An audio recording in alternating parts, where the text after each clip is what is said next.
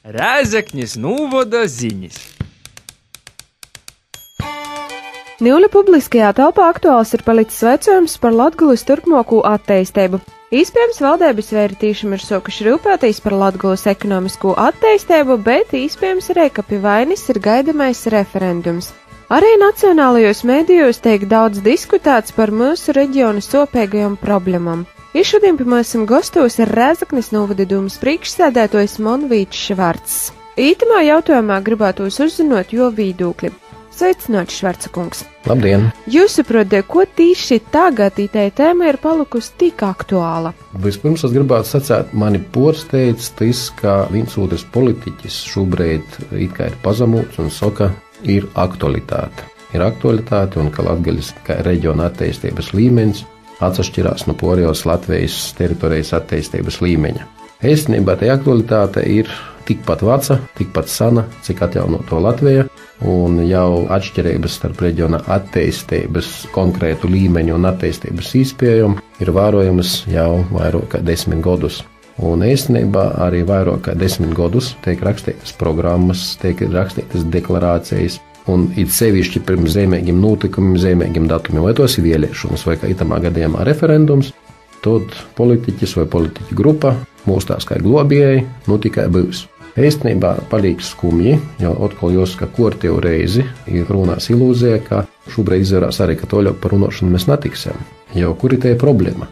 Jā, arī šobrīd pie valdības asūšos koalīcijas deklarācija ir rakstīts, ka ir jāvelta liela uzmanība Latgaļai, ka Latgaļai vajadzīga attīstības programma, kura ļaus sasniegt, izliecinot, sacēsim, ar atšķirības ar citiem reģioniem tādu līmeni, lai mēs nerunātu Latgaļā par tik augstu bezdarba līmeni. Pieņemsim, Rēzeknis novada teritorijā šobrīd bezdarba līmenis ir 23% no ekonomiski aktīviem cilvēkiem.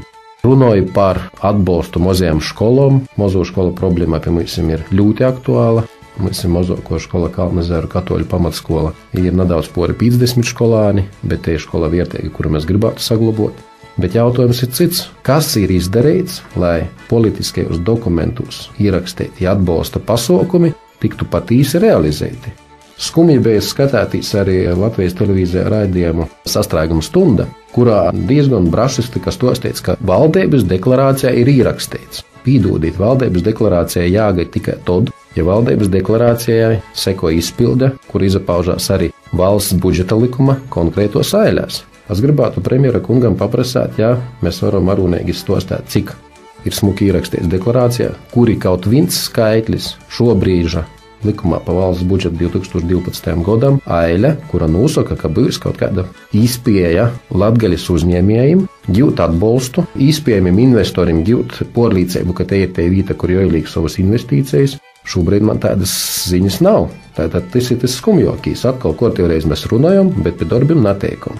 Šoreit, reitā, es, diemžēl, lasu vakardienas laikrakstu Dīna, un smuki pierakstīts, ka šodien Reigā notiek Opolo golda diskusija, kur piedalās, domāju, pirmo līmeņa politiķi. Gan Ķīļa kungs, gan Sprūdža kungs, gan Pauļuta kungs. Un tēma ļoti vienkārša. Tātad iespēja Latgali 2012. Un cik man pēc informācijas, kas rakstīts laikrakstā, ir saprotams, ka ir aicināti arī Latgaļas postovi, tad man ir pārsteigums, jo cik es apzvanīju savus kolēģus pašvaldību vadītājus, neviens uz to diskusiju nemaz nav aicināts. Vai tas atkal nav kārtējis tāds, publisko attīstību žests, kurš būs vairāk formāls nekā līderība. Tā kā līta, ka tiešām Latgaļas arī pašvaldībam, kuras ir apsavienojuši Latgaļas plānošanas reģionā kā vadošā institūcija, kas var tiešām ietekmēt attīstības procesus kopēji visā Latgaļas novadā, cik ir mums te spēja nodefinēt attīstības prioritātes, nodefinēt, kas tad ir jāizdara, nodefinēt, ko spējīgas ir pašvaldības izdarīt un kas būtu vajadzīgs kā atbalsts no valsts. Īstenībā tas jau ir aprakstīts, aprunāts un dažādos formātos arī sniegts dažādos ministrijos vai valdībā. Atkal jautājums. Diskusija notiek, bet vai tiks pacelts augšā restomātiski iepriekš sūtītīs materiāls un paskatīties, ko tad mēs esam aicinoši. Švarca kungs, jūsu kā pašvaldības vadītāja plāns redzējums, kāda būtu te īstermiņa darbība, lai Rēzeknis novadā radītu jaunas darba vietas? Tātad šobrīd nevajadzētu porspīļāt, sakot ar to, ka finansiāls atbalsts vajadzīgs pašvaldībām. Tātad publiskajā sektorā, vai tos būtu skolas, vai kultūras nomi, vai pašvaldību ceļu infrastruktūra. Protams, tie arī vajadzīgs atbalsts, bet tas nedos tik lielu efektu ilglaicībā. Mēs tik uzturam to saucamo sociālu infrastruktūru, lai radītu vidi uzņēmējiem, lai radītu vidi darba ņēmējiem darbiniekam ikdienā. Ja? Bet šobrīd ir jārunā par aktivitātēm, par finansiālu atbalstu, par programmu atbalstu uzņēmējiem, gan asūšam uzņēmējiem, lauksaimniekam, produkcijas porstrādātājiem, pakalpojumu sniedzējiem, gan jārada apstākļi potenciālam investoram teritorijā un strādāt. Tā kā divos līmeņos, gan asūši uzņēmumi plus jauni izveidojami uzņēmumi. To var izdarīt ļoti vienkārši. Tātad pirmīs asūšo valsts budžeta ietvaros jārada apstākļi, ka konkrētā lauku teritorijā, vai te ir Rēzeknes novada teritorija, vai tas ir viss Latgaļas novads, tiek realizēti valsts pasūtījuma darbi. Latvijas ceļu remonti, būvniecības, sakaru tīklu remonti, būvniecības. Tātad tas viss, kas saistās ar ekonomisku aktivitāti jau asūšiem uzņēmumiem. Otro līta tātad radīt apstākļus, ka mūsu lauksaimniekiem ir spēja apsavienot saucamā tehnoloģiskajā kooperācijā. Tātad jāmēģina atkal runāt ar zemkopības ministriju, jāmēģina vēlreiz saukt ar pašvaldībām, jo šobrīd šos mazos sēkražotāji, arī dārzeņu sēkražotāji, arī graudu produkcijas ražotāji, nu tik daudz maz ir apsavienojuši kaut vai caur latrapsu, ja? Bet te saucamo kooperācija nekādā mērā nav attīstīta. Mēs runājam par atsevišķiem kooperācijas veidiem, vai tie būs piensaimnieki, vai, kā es minēju, graudkūpji, bet tāda saīšana kopā interešu grupos šobrīd, diemžēl, mēs laikam tāda mentalitāte, šobrīd tas nav iespējams. Attiecībā uz Rēzeknes speciālo ekonomisko zonu, kā vienu, es domāju, visvilinošākajiem objektiem, kur varētu īt potenciāls investors un radīt ražotņi, radīt darba vietas un radīt vietu, kur tiks veidot kaut kāda augsta pievienoto vērtībā. Arī tī mums ir savas idejas. Tos saistās ar īspējamu industriālās zonas izveidu un attīstību, kuru varētu administrēt jau kopēji izveidoto īstoļa, ko ir veidoši Rēzeknes pilsēta un Rēzeknes novads. Bet te ir viena nianse arī, kura ir jau aprunota godus, ja nezmodos 6-7. Tad ir jārada īspēja konkursa kārtībā no privāta īpašniekiem izpirkt atbilstošus zemju īpašumus, un to zemju īpašumus nodrošinot ar infrastruktūru, ar piebraucamiem ceļiem, ar sakaru infrastruktūru, ar elektroenerģijas infrastruktūru un, ja nepieciešams, ar gāzes infrastruktūru. Un tas būs ļoti labs mojiņš no valsts un pašvaldības puses, ka te ir lūdzu teritorija, kur var īt reāls investors, uzlikt savu bloku moduļa ražotni un sākt strādāt. Šobrīd speciāla ekonomiskā zona, ir ļoti labi projekti, ļoti labi uzņēmumi, kas strādā, un arī ir labas idejas, bet lielā mērā kaut kur mēs bremzējamies, jo īpašumi, kas ir zem zonas statusa, ir 100% gandrīz. Ir privāti īpašumi, kuri vēl pie tam ir apgrūtināti ar vecām būvēm, ja nesauktu par graustiem. Daudzi jūsu nosauktie risinājumi nav panākami nevienā dienā, nevienā mēnesī. Bet ko Rēzeknes novada pašvaldība var darīt, ko jau dara, lai risinātu tos bezdarba problēmas? Protams, nav tādu universālu zoļu, kurus vienreiz īdzerot nokšā dienā, visi ir veseli un priecīgi.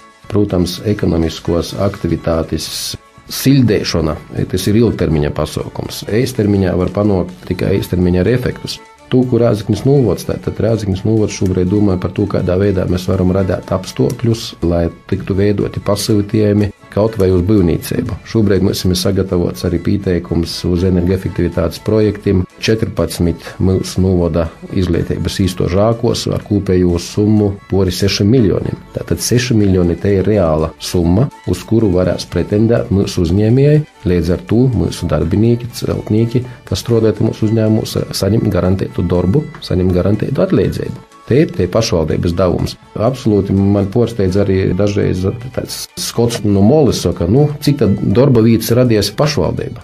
Es atkārtoju, es nezinu, cik reizes pašvaldība nav darba vietu radītos. Pašvaldība ir vides radītos, kur veidos uzņēmējdarbību un dzīvos darbinīgs. Protams, ir arī pašvaldības sektorā darbinieki, kas strādāja gan pašvaldības pārvaldes sektorā, gan arī mūsu īstodēs. Tos ir sociālos īstodes, izglītības īstodes, kultūras nami, bibliotekas. Tātad, protams, tie arī darbinieki. Un mēs jau rūpējamies, lai tie darbinieki saņem arī atbilstoši tirgus apstākļiem atalgojumu, un lai tie darba apstākļi tiem cilvēkiem būtu normāli un arī vide būtu priekš šim labvēlīgi. Bet vēlreiz saku, tas ir tikai sekundārs. Prioritāri jārunā par komerc daļas attīstību, kas ir vairāk, neteikšu 100%, bet tā ir privāta kapitāla iniciatīva, mums ir tik jārada apstākļi. Niuļa Rēzeknis novada pašvaldība izstrādājusi savu novada attīstības programmu, paredzot pasauciņu plānu turpmākajiem 7 gadiem. Vai domājat, ka plānotu izdosies īstenot? Man jāatgriež jau iepriekš sacīto, tas ir tikai mūsu sapnis, ko mēs uzrakstam uz papīra. Un ja tam sapņam nebūs finansiāla saguma, diemžēl tas sapnis paliek tikai par sapni. Finansiālais sagums, protams, tas ir pašvaldības budžets, ir aktivitātes attīstības programmā, kuras noseks pašvaldības budžeta izpējas, bet pārējās aktivitātes, tos ir aktivitātes, kuras būtu sadzamas no valsts mierktīcīgas atbalsta programmas mūsu uzņēmēju darbībā. Vai te būs ražojoša uzņēmēju darbība, vai te būs pakalpojumu uzņēmēju darbība, vai te runa par kūku apstrodi, vai te par metāla apstrodi kaut vai speciālas ekonomiskās zonas teritorijā. Līdzi par to. Protams, ka ņemot vērā likumu par attīstību, reģionālās attīstības likums, kas saucās, ir noteikts, ka visiem plānošanas dokumentiem jābūt hierarhijā sakārtotiem, ka viens zemāko līmeņa plānošanas dokuments ir pakļauts augstāka līmeņa dokumentam. Tas nozīmē, ja mēs gatavojam šobrīd attīstības programmu, mēs gatavojam teritorijas plānojumu, tiem jābūt pakļautiem nacionālā līmeņa attīstības dokumentiem. Protams, mēs ar cerībām skatāmies, ka nacionālo līmeņa attīstības dokumentos, tāpat kā valdības deklarācijā, pazarodās arī īpašas atzīmes uz ekonomiski mazāk aktīvām vītām.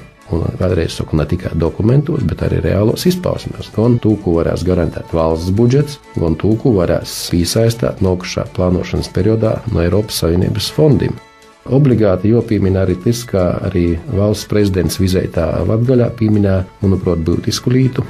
Tātad šobrīd būtu jārunā, ka valstī jāspēj radīt arī apstākļi, ka mūsu speciālistiem, kas strādāja tādā nosacītā, neteiksim, apvalikušā, bet mazāk attīstītā reģionā, mēs spējam samaksāt ar lielāku atlīdzību. Kaut vai valsts publiskajā sektorā, kaut vai dakterim, skolotājiem, kurš, diemžēl, atkal mēs redzam, ka itim nosauktiem speciālistiem atlīdzība Latgaļā, it sevišķi lauku teritorijos, ir daudz mazāka nekā pilsētā strādājošiem. Kāda motivācija darbinīkam atcerasties strādāt švakākos darba apstākļos, saņemt švakāku atalgojumu? Protams, meklēs labāku, siltāku vietu un pilnīgi tas saprotams. Tā kā jābūt mierktīcīgai, absolūti saskaņotai programmai gan no valsts, gan no pašvaldību puses, tikai tad tam būs jāga. Ja katrs cepsīs savā pusē, tā kā šodien Vides aizsardzības reģionālās attīstības ministrijā, tad saprotu speciālisti, Rīgas speciālists sprīdis, kā palīdzēt Latgaļai. Pie viena golda Latgaļā plānošanas reģionā mēs ejam bīži kūpā, mēs cepamies savā starpā un kā saka, parāda viens iz otrā svorka stūra. Nekas nenotiks. Mēs esam jospēja vēlreiz braukt, nezinu, ja mēs esam vairākas reizes Rīgā bijuši, runājuši ar lieliem politiķiem, bet brauks vēl. Brauks, kamēr sadziedās. Un nagaidāsim, kad attīs kortēji zīmīgi datumi, vēlēšanas, pirmsvēlēšanu laiks vai pirms referenduma laiks. Tas jādara arī ikdienā. Paldies, Švarcakungs, par sarunu! Tikko dzirdējāt Rēzeknis novada dūmas priekšsēdētāja Monvīda Švarca redzējumu par Latgulis turpmāko attīstību. Paldies, ka klausījāties! Studijā bija Laura Sondere. Tos bija Rēzeknis novada ziņas.